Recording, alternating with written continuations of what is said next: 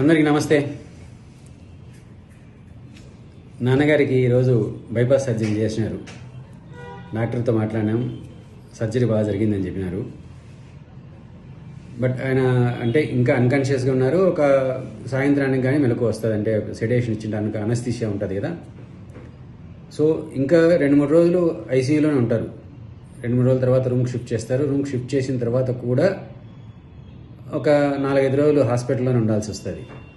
So ఈ వారం రోజులు 10 రోజులు దయచేసి మీ అందరికీ నేను ఈ విధంగానే ఇన్ఫర్మేషన్ పాస్ చేస్తూ ఉంటా, తెలియజేస్తూ ఉంటా. ఒక 2-3 రోజులు నేను ఊరికి వస్తా, ఆయన రూమ్ షిఫ్ట్ చేస్తాను, నేను ఊరికి వస్తాను, మీ అందరితో కలుస్తాను. బట్ ఏంటంటే ఆయనకు కొంత రెస్ట్ అవసరము. త్వరగా హీల్ కావాలన్నా గాయం ఏంటది, ఆపరేషన్ ఏంటది, కాబట్టి ఇన్ఫెక్షన్స్ రాకూడదు.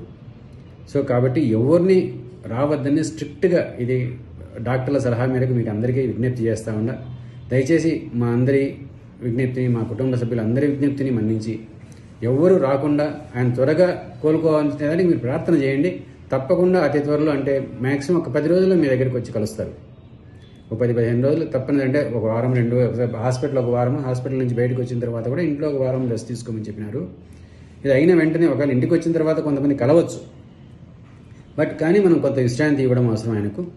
దయచేసి తప్పనిసరిగా మా విజ్ఞప్తిని మన్నించి ఒక్క 10 రోజులు ఆయన దగ్గరికి ఎవరూ రాకుండా ఆయనకు త్వరగా కోలుకునే దానికి మనం అవకాశం కల్పించవలసిందిగా మీకు అందరికీ విజ్ఞప్తి చేస్తాను. Thank you. నమస్తే.